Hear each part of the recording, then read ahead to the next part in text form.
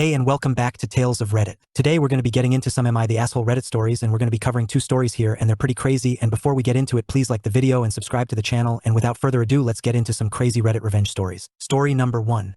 Am I the asshole for getting fully naked in a public changing room? I'm a college student who recently took up track as a hobby. I was on the swim team all throughout high school, but aside from that, haven't done any organized sports before. After practice, most of the guys take a shower before heading to classes. I was having a chat with a couple of the other guys on the team and getting changed at the same time. When I pulled down my pants, one of the guys just said, "WTF, dude," in a really shocked tone. I asked what the matter was. He said to go find a stall if I wanted to do that, or don't bother changing underwear. Now, I sweat like crazy, so obviously wanted to change underwear. But the stalls were being occupied and I didn't think it was expected to wait. It's a changing room. In my experience, people change. It's not that big of a deal. We all shower after swim practice and nobody cares in the slightest.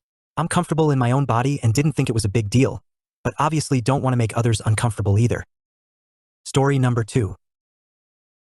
Am I the asshole for not letting my infertile mother-in-law be a part of my twins' birth? Okay, so this is a bit complicated, but hear me out.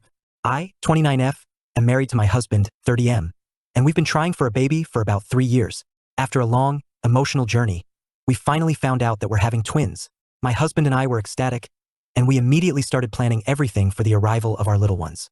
Now, here's where the problem started. My mother-in-law, 46F, has been struggling with infertility for over a decade. She's openly talked about it for years, and although I sympathize with her pain, she's always been kind of aggressive about it. I've tried to support her, but there's only so much I can do. Anyway, when I announced that I was pregnant with twins, she completely lost it. She started demanding that I share my babies with her because she said she deserved to experience motherhood again in some way. She even suggested that I let her raise one of the twins, or that I'd be selfish if I didn't. She said this more than once, and each time it felt like she was crossing a line. This will be important later. As if that wasn't bad enough, my wedding was around the same time as my baby shower. I had always planned a simple ceremony with my closest friends and family, but of course my mother-in-law had to weigh in on everything. She insisted that the dress code for my wedding should be formal and elegant, but she showed up in a white dress, clearly trying to overshadow me on my big day. When I called her out on it, she told me that white is the color of motherhood and that I was being petty for making it about me. It felt like she was trying to steal the spotlight at every opportunity. Fast forward to my baby shower.